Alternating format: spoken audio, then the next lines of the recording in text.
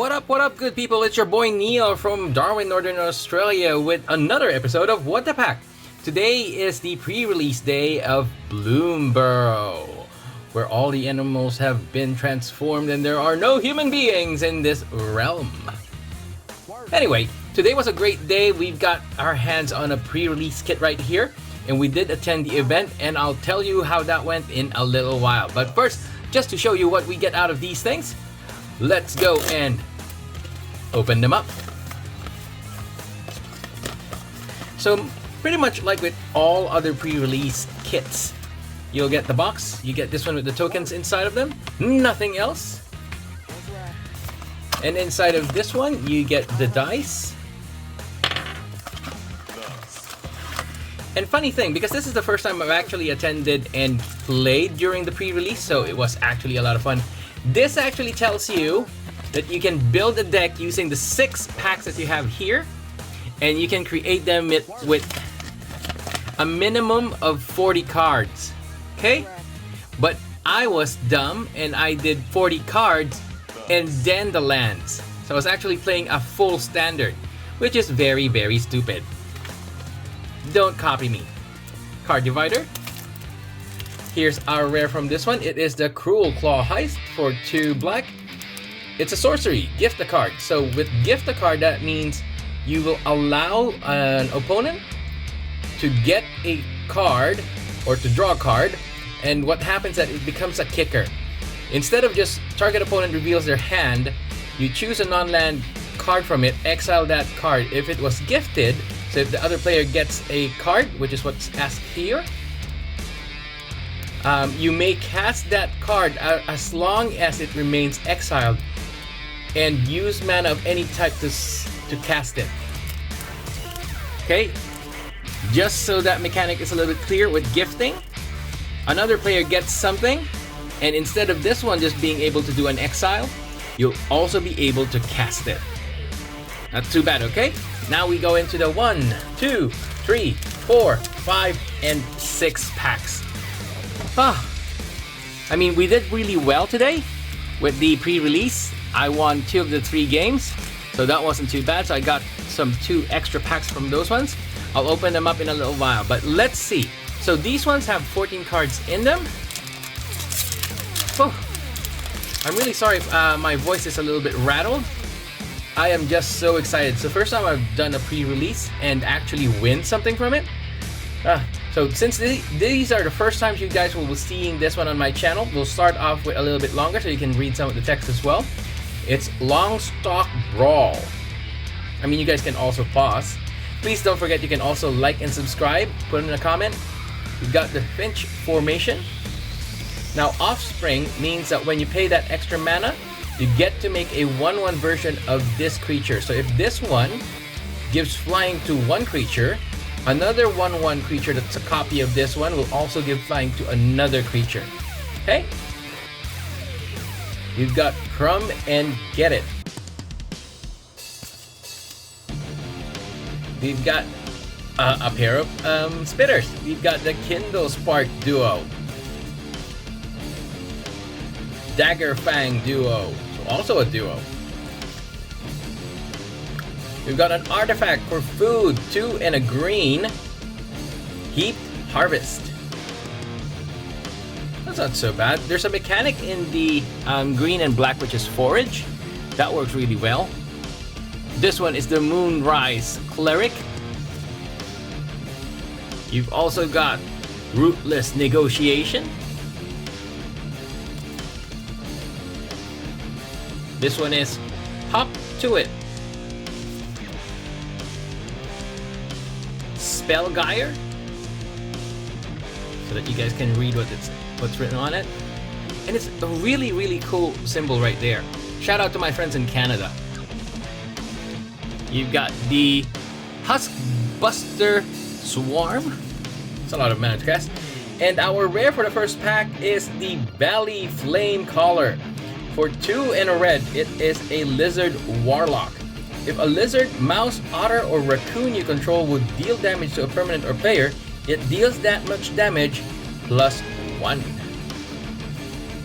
Oh, and don't forget, the lands are also very special because they come in 4 seasons. So you'll have 4 types of plains, forest, mountains, and the rest.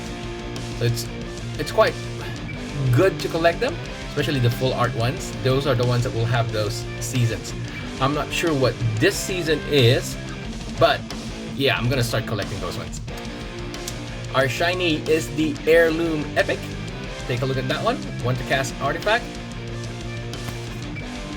And our token is the Dark Star Augur. So 1/1. So this is an offspring token. Whew. Alright, allow me to catch up with my breath just a little bit. Here we go with pack number 2. Now, having played in today's pre-release, there were some really good cards that I saw. Like there was Maha, the Feathers, there was the Lumbra, the Bear. Because there are no actual human characters in this one, it's all animal based. But there are still some planeswalkers. Dire Downdraft, Carrot Cake, War Squeak, Dire Sight, 3 Tree Root Weaver, Manadort, Fountain Port Bell, Junk Blade Bruiser. Oh, there's also another mechanic that I haven't touched on yet, but once I see it, I'll let you guys know. Eddie McCrab, Moonstone Harbinger. I'll bring it up so that you guys can read. Brazen Collector, Bright Blade Stoat.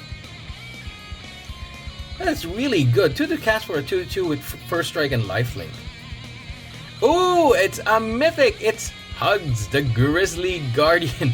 It has an X in its mana cost for 2 red and 2 green. Legendary Badger Warrior with Trample. When Hugs Grizzly Guardian enters, exile the top X card of your library until the end of your next turn. You may play those cards. You may play an additional land on each of your turns. Shiny, nice. And another shiny, Cash Grab. And a food token. Whew, wow. You never really realize how tired you are until you've finished 3 games. I just find that absolutely fascinating. Because during the game itself, your adrenaline is pumping, so you don't really care so much, and you don't really notice that you're tired from all of the deck building, from trying to play. It's not physical, but it was still very tiring. Sticky Tongue Sentinel, Waterspout Warden, Bravekin Duo, Conduct Electricity, Glide Dive Duo. So like I said, there's a lot of duos in this one, plus the offsprings is like having another kid as well. Rust Shield Rampager, Head of the Homestead, Mabel's Metal, Shoreline Looter, Tangle Tumbler. Now during my games, this was really handy, especially with this ability over here, and it only takes 2 tokens for it to become an artifact creature. We've got the Harnesser of Storms, and here comes our rare. Woohoo! It is the Festival of Embers for 4 and a red. During your turn, you may cast instants and sorcery spells for your graveyard by paying 1 life in addition to their other cost. If a card or token would be put into your graveyard from anywhere, exile it instead. For 1 and a red, sacrifice the Festival of Embers. So if you don't want to exile them at the end, you just destroy this one. Ooh, nice Winter Swamp. A shiny Bellowing Crier. And an art card, Ah, too bad it's not signed.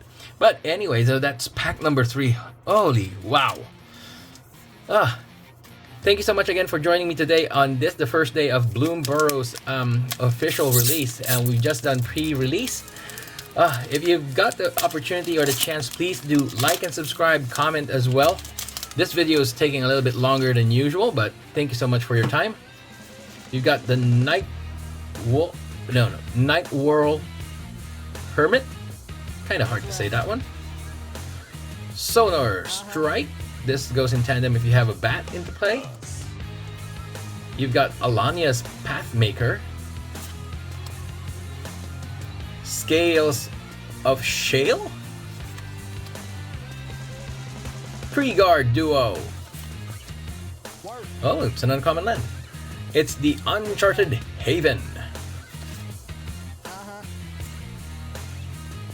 Corpse Berry Cultivator. Oh, okay, so this is the one I was telling you about. So at the beginning of combat or your turn, you may forage.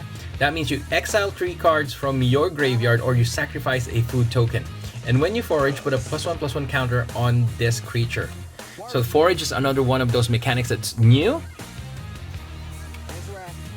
They're all similar to Kicker. Oh, a talent.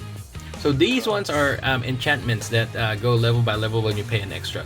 So let's just take a look at this one because it is kind of different. So 2 to cast, 1 and 1 black. When Bandit's talent enters, each opponent discards 2 cards unless they discard a non-land card. You put it to level 2 with a black mana. At the beginning of each opponent's upkeep, if that player has 1 or fewer cards in hand, they lose 2 life. And for 3 and a black, at the beginning of your draw step, so when you draw an additional card for each opponent who has 1 or fewer cards in hand. Next, we've got the Bramble Guard Veteran. Mouse Trapper. Bushy Bodyguard. And our rare, nice name to it. 1 and an X, it's the Mockingbird. Flying, you may have Mockingbird enter as a copy of any creature on the battlefield with mana value less than or equal to the amount of mana spent to cast Mockingbird, except it's a bird in addition to other types, and it has flying. Want to cast 1/1 but then can copy? I'll take that any day. Here we go with a Forest, a Shiny Stargaze, and a Treasure Token. Nice, very cool. Whew. Here we go with pack number 5.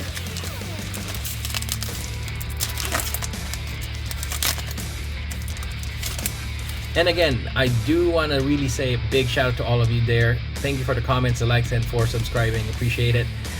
Mind Spiral. Walkswain Witness. A Gate Assault. Psychic Whirl. Treetop Sentries. The Mind Drill Assailant. I've seen a lot of people play this one as well because it's only for the cast. It can have a surveil ability that doesn't tap, so that means as long as you've got mana, you keep on surveilling. And then it becomes 5/5 when there are 7 or more cards in the graveyard. You've got Saber,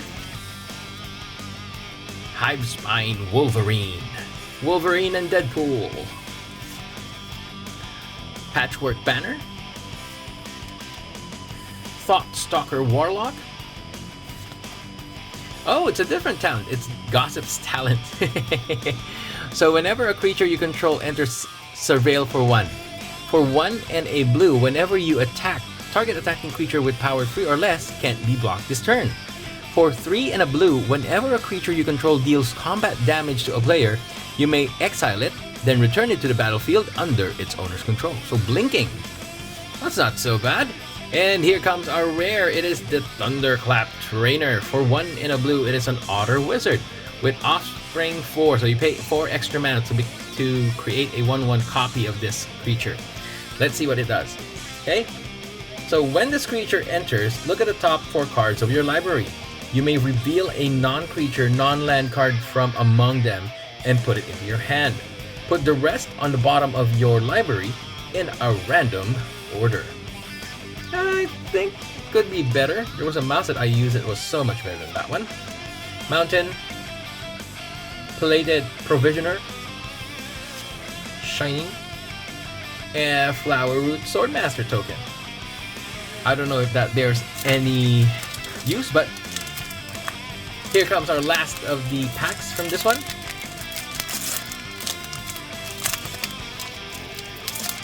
And let's see what we get. So I'll just preempt this one already because it's not even signed. Art card. We've got Pearl of Wisdom, Rabbit Response, Steam Path Charger, Bonebind Orator, Poliwallop, reminds me of Pokemon, Runaway Together, Nettle Guard, Cindering Cutthroat, Burrow Guard Mentor. Oh, this is actually really good as well. Gale Wind Moose, or what they were calling as the Dreadmaw Moose, because it's a 6 to cast 6/6 with Flash, Vigilance, Reach, and Trample. Long River Lurker. Oh, and here comes the hero of this expansion. It is Mabel, Heir to Cragflame for 1 in a Boros. That's red and white. It's a legendary mouse soldier. Other mice you control get +1/+1. When Mabel, Heir to Cragflame enters, create Cragflame, a legendary colorless elemental equipment artifact token. With equipped creature gets +1/+1 and has Vigilance, Trample, and Haste, and equip for 2. Keeping you over here, nice ones. A forest, and the last card is a shiny Mind Whisker. So not too bad with that one. We had a few rares in Mabel, Thundertrap Trainer, Mockingbird, Festival of Embers, Hugs, Grizzly Guardian, and the Valley Flamecaller. I think because we drew a lot of uncommons in otter types, we would be probably playing that one. But of course, this one is a really good card to hold or fasten to your deck. We'll try to do a deck comparison and we'll build that one. Thank you so much for joining me in this pack opening. We hope you like the cards that we opened up for Bloomburrow. And my tongue is just really tied up right now. But thank you for your time. We hope to see you in the next episode. Well, in just a few moments. We'll do another one. Bye-bye!